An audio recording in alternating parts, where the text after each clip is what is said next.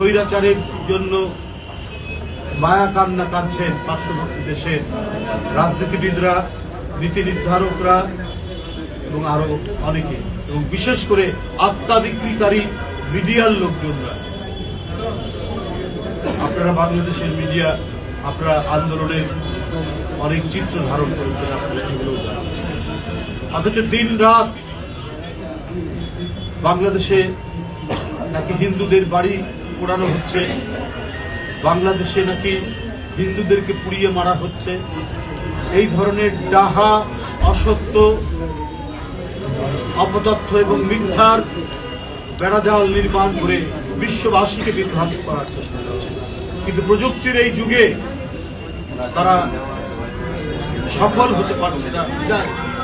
এখন হিংসা প্রতিহিংসার জ্বালায় প্রতিদিন অপপ্রচারের যে কথাগুলো আমরা জানতে পারছি, তাতে মনে হচ্ছে যে ভারত একটি গণতান্ত্রিক রাষ্ট্র বলে আমরা জানতাম, যে ভারত যেখানে সাংবিধানিক ধারাবাহিকতা রক্ষিত হয় বলে আমরা জানতাম, যে ভারতে অনেক জ্ঞানীগুণী মানুষের দেশ বলে আমরা জানতাম, সেই দেশ থেকে এখন মনে হচ্ছে এখানে হিংস্র, ঘাতক এবং প্রচন্ড রক্ত পিপাসু মানুষরা সেখানে বাস করে। আজকে যারা সেই পলাতক প্রধানমন্ত্রীকে আশ্রয় দিয়েছেন এবং সেইখান থেকে নানা ধরনের উস্কানিমূলক কথা, অপপ্রচার, অপতথ্য বিতরণ করছেন, তাদের উদ্দেশ্যে বলতে চাই, একবার বাংলাদেশে এসে এই 4 মাস অতিক্রান্ত হওয়া আন্দোলনের পরেও সেই আন্দোলনে অংশগ্রহণকারী এদেশের ছাত্র জনতার কি করুণ, ভয়াবহ এবং নৃশংস তাদের উপর পাশবিকতা চালানো হয়েছে তার দৃষ্টান্ত আপনারা দেখতে পাবেন। যেমন সারা বাংলাদেশের হাসপাতালগুলোতে, তেমনি ঢাকা মেডিকেল কলেজ হাসপাতাল, বিশেষ করে পঙ্গু এবং এই বার্ন, কারো মুখ ছিঁড়ে গেছে, কারো 2 হাত অদৃশ্য হয়ে গেছে, কারো চোখের কর্নিয়া বিদ্ধ হয়েছে সরকারের গুলিতে, কারো পা চলে গেছে। জীবন যেন তাদের কাছে একটা অভিশাপ হয়ে নেমে এসেছে। আজকে মিডিয়ার ভাইরা যারা আমাদের সাথে সাথে ভিতরে ঢুকেছেন, তারা দেখেছেন কি ডিস্টর্টেড ডিফর্মিটি চেহারার মধ্যে, শরীরের মধ্যে শেখ হাসিনা এঁকে দিয়েছে।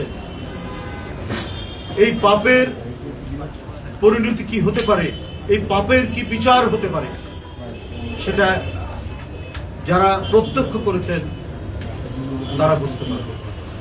সাবেক প্রধানমন্ত্রী একটা রক্ত পিপাসু নীতির উপর ভিত্তি করে যিনি তার ক্ষমতাকে আঁকড়ে রেখেছিলেন, এই আঁকড়ে রাখতে গিয়ে নিজ দেশের জনগণ, ছাত্র, শ্রমিক, সিএনজিওয়ালা, রিক্সা চালক থেকে শুরু করে এদের কিভাবে করেছেন তার দৃষ্টান্ত যদি দেখতে হয় তাহলে বেশি না।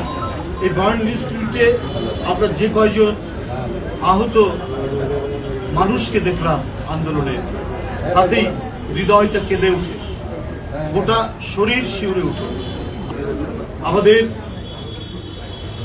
মানবিক চিকিৎসক বৃন্দ দিন রাত পরিশ্রম করে তাদেরকে পৃথিবীতে মানুষের বসবাসের উপযোগী করার প্রাণান্তকর প্রচেষ্টা তারা চালাচ্ছে।